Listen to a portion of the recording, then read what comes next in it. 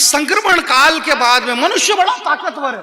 इस मंच के बड़े विद्वान लोग बैठे हुए हैं। मैं आपके बीच में हमारे पदम अलबेला जी ने इस कवि सम्मेलन की जो शुरुआत की है, खराब गले में भी इन्होंने बड़ी बात कही है। आदमी का रामधारी सिंह दिनकर साहब ने कभी कहा है कि गीत वो नहीं है जो किसी को रिझा दे, गीत गाकर रिझाने की चीज नहीं है।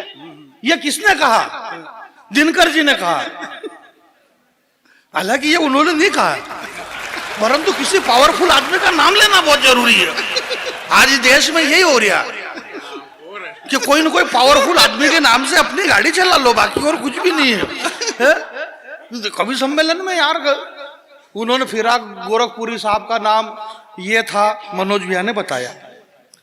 पप्पू भैया इतने लाख रुपए खर्च होते हैं, लाखों रुपए खर्चा होता है, और होली पे ये कवि सम्मेलन आप करवाते हैं, 60 साल से कवि सम्मेलन करवाते हैं। मैं आपके बीच में एक बात बड़े गर्व से ये बात कहना चाहता हूं कि हम इतनी दूर से इस हिंदी भाषी प्रदेश के अंदर आकर के यहाँ पे कविता पढ़ते हैं।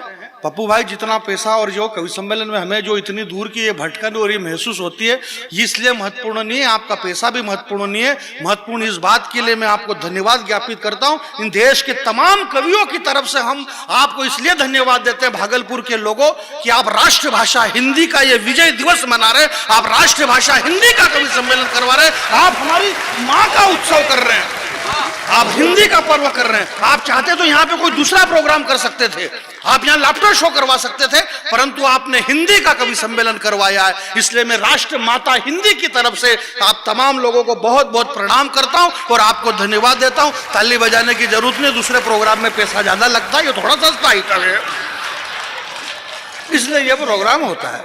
पप्पू भैया के पास में जितना बड़ा मैनेजमेंट है वो किसी के पास में नहीं है। मैनेजमेंट का मतलब आप समझते हो? मैनेजमेंट समझते हैं? कैसे नहीं समझते हो आप? इतना बढ़िया कवि सम्मेलन इतने कम पैसे में, ये क्या है? यही मैनेजमेंट है। रास्ते का माल सस्ते में। कल प्रोग्राम था कहां पे? बोले टाटा नगर में। बोले कौन कौन आ रहे? बोले वो। बोले इनको इधर पकड़ के यहाँ टिका दो। रास्ते का माल सस्ते में। मैनेजमेंट, कम समय में बड़ा काम कर देना, कम समय में अच्छा काम कर देना, कम खर्च में बड़ा काम कर देना, यही मैनेजमेंट है। यही हिंदुस्तान की परिभाषा है कि जो हिंदुस्तान कम समय में सबसे बड़ा काम कर देता है और सब अपने अपने ढंग से काम करते हैं। पिछले दिनों उत्तराखंड में रुद्रपुर से राहुल गांधी जी ने एक यात्रा निकाली, खाट यात्रा। 1600 खाट लगाए, खाट यात्रा निकाली। अब राहुल जी को उनके जो सीनियर लोग हैं उनको बताना था कि भाई खाट से देश की समस्या का हल नहीं है, क्योंकि खाट एक ऐसी चीज है कि खाट पे आदमी जैसे गया कि समस्या खड़ी होती है।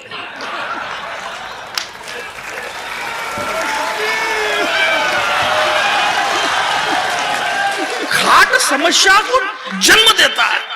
अब राहुल जी को इसकी जानकारी नहीं है, उनकी गलती भी नहीं है, क्योंकि उनका खुद का काम कभी खाट से पड़ा ही नहीं,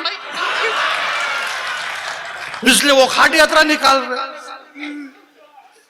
खाट का मतलब क्या होता है? आप लोगों ने मेरे को बहुत सुना है, पहले भी कई बार यूट्यूब वगैरह पे आप लोग सुनते रहते हैं, पर वो क्या है कि यूट्यूब में और ओरिजिनल में बहुत फर्क है।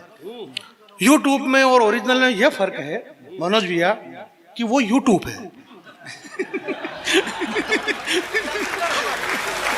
नहीं, ये पहला फर्क है कि वो यूट्यूब है और ये ओरिजिनल है। यूट्यूब में बहुत सारी सुविधाएं रहती है। आप बाइक पे सुन सकते हो, आप कार चलाते हुए सुन सकते हो, आप घर में पड़े पड़े सुन सकते हो, आप खड़े खड़े सुन सकते हो, आप दोहड़ में सुन सकते हो। मैंने एक दिन किया, बोले यूट्यूब आप दोहड़ में सुन सकते हो, तो एक कवित्री का दिमाग खराब हो गया। बोले ये दोहड़ क्या होता है? मैंने कहा आपको दोहड़ की जरूरत है क्या? आप समझते ना दोहड़? समझते ही होंगे, क्योंकि इस पृथ्वी पे आदि सृष्टि दोहड़ से ही बनी हुई है। आदि सृष्टि का निर्माण तो दोहड़ में ही हुआ है। अब वो कवित्री समझती नहीं थी कि दोहड़ होता क्या है। वो समझी कोई बहुत अच्छी चीज होती होगी और कोई महत्वपूर्ण चीज होगी। बोले एक दोहड़ मेरे को भी दिलाओ ना। मैंने कहा आज के आज ही लोगे क्या? बोले अगर आपकी इच्छा हो तो आज ही दिला दो। मैंने कहा ठीक है, मैं तो ये काम करता नहीं हूँ दोहड़ होड़ का, परंतु आप इसके लिए आशीष भैया से संपर्क करें, अगर वो चाहे तो वो वीर रस के कवि है, ये काम कर सकते हैं। मैं तो बहुत सीधा आदमी हूँ, मैं प्रेम करता हूँ, प्रेम के गीत में विश्वास नहीं रखता हूँ, मैं दशरथ माझी का वंशज हूँ, मैं पर्वतों का सीना काटने वाला, ये वो हिंदुस्तान है मेरे भाई। आप कह रहे थे कि यहाँ पे बीजेपी के विधायक और ये बैठे और कांग्रेस के विधायक बैठे और जेडीयू के सांसद बैठे और सारे लोग एक साथ बैठे, तो भाई सारे लोग साथ में नहीं बैठेंगे तो कहाँ जाएंगे? ये वो तपस्थली है जिस चाणक्य ने इस धरती पे जन्म लिया और दुनिया के सबसे ताकतवर घनानंद को दूषित करने वाला ये बिहार है मेरे भाई, जो दुनिया को राजनीति सिखाता है ये बिहार। मैं इस बिहार की धरती पे खड़ा रहा, हालांकि मैं एक कविता पढ़ रहा हूं, इस कविता का इस बात से कोई लेना देना नहीं है, परंतु मेरे को पप्पू भैया ने पहले कह दिया था, बोले थोड़ा खींच देना, तो मैं बीच बीच में खींच रहा हूं, बाकी कुछ नहीं है। मैं पंडित आदमी हूं, बैरागी आदमी हूं, सारे मंत्र जानता हूं, मैं मरे गरे के भी जानता हूं, शादी ब्याह के भी जानता हूं, कौन से वाला कहां पढ़ना बस यही मेरे को याद नहीं रहता है, बाकी जानता सब। आदमी के पास कॉन्फिडेंस होना चाहिए, आपका कॉन्फिडेंस जिंदा है तो सब कुछ जिंदा है भाई। इस हिंदुस्तान की 140 करोड़ जनता ने जो भी डिसीजन लिया है पूरी ईमानदारी से लिया है। हमने 10 साल तक एक डॉक्टर को प्रधानमंत्री बना करके रखा। मनमोहन सिंह जी अर्थशास्त्री थे, डॉक्टर थे, 10 साल तक देश के प्रधानमंत्री रहे। 10 साल तक प्रधानमंत्री रहने के बाद उन्होंने एक इंजेक्शन तक नहीं लगाया डॉक्टर होने के बाद। इसके बाद फिर एक चाय बेचने वालों को प्रधानमंत्री बना दिया, उसने दे धड़ाधड़ ऑपरेशन पे ऑपरेशन, ऑपरेशन पे ऑपरेशन। अब अगर चाय बेचने वाला ऑपरेशन करेगा तो टांके तो गलत सुलत आ ही सकते हैं, ये टांके गलत सुलत आ गए, इसलिए लोगों को दर्द हो रहा है, बाकी और कुछ भी नहीं है। दर्द होने के कई सारे कारण हैं, जरा ताली वाली बजाइए, टांके क्यों गलत आ रहे हैं? भाई समस्याएं हमारी है यार, पूरे देश में आकर अखबार के लोग बैठे हुए, पत्रकार लोग यहाँ पर बैठे हुए, बड़े महान लोग यहाँ विभूति यहाँ पर बैठे हुए, पुलिस विभाग के हमारे बड़े अधिकारी यहाँ पर विराजमान है। ये क्यों बैठे हुए हैं? ये इसलिए बैठे क्योंकि इनकी व्यवस्था है बैठने की, इसलिए बैठे, कोई खास बात नहीं है। नहीं, आदमी डाउट करता कि यार ये क्यों बैठे होंगे। भाई कई बार क्या होता है कि कवि सम्मेलन में टाइम कम रहता है और संचालक टाइम खींच लेता है, बोले अब आइए मैं आपके बीच में एक ऐसी कवित्री को बुला रहा हूं जो हमारे बीच में जबलपुर से चल करके आई है, मणिका दुबे हमारे बीच में आ रही है। लोगों को डाउट होता है कि यार ये वहां से क्यों आई होगी, ये वहां से क्यों आई होगी, और फिर चल के आई है तो यार वहां से चली होगी तो कितने दिन पहले निकली होगी, एक तो पहले से इससे चलाया नहीं जा रहा है। देश में अकाल क्यों पड़ता है, इसको देखो तो मालूम पड़ता है कि अकाल क्यों पड़ा हुआ है देश में, और फिर ये जबलपुर से चली होगी तो कितने दिन में पहुंची होगी। लोगों को डाउट होता है भाई ये वहां से इसलिए आई क्योंकि ये वहीं की रहने वाली है।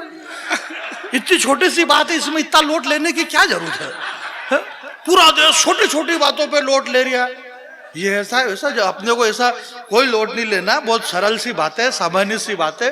करोड़ों रुपए चुनाव बिगाड़ते हैं, चुनाव में बिगड़ते हैं, लोग बाग चुनाव हार जाते हैं, इतना लोट लेते हैं। हेलो बोले चुनाव में हार गए, अपन चुनाव में हार गए। अभी 4 जगह के प्रदेश के चुनाव हुए, हिमाचल प्रदेश में चुनाव हुआ, वहां पे कांग्रेस जीत गई, गुजरात में चुनाव हुआ तो बीजेपी जीत गई, दिल्ली में आम आदमी वाले जीत गए, तो सब अपने अपने हिसाब से जीत गए। हिमाचल प्रदेश में कांग्रेस जीत गई, उनको बिल्कुल भी सुकून नहीं मिल रहा, बोले जीत तो गए पर क्या भरोसा अपने विधायक को कब उठा के बीजेपी वाले ले जाए, उनको अपने ही आदमियों पे भरोसा नहीं हो रहा।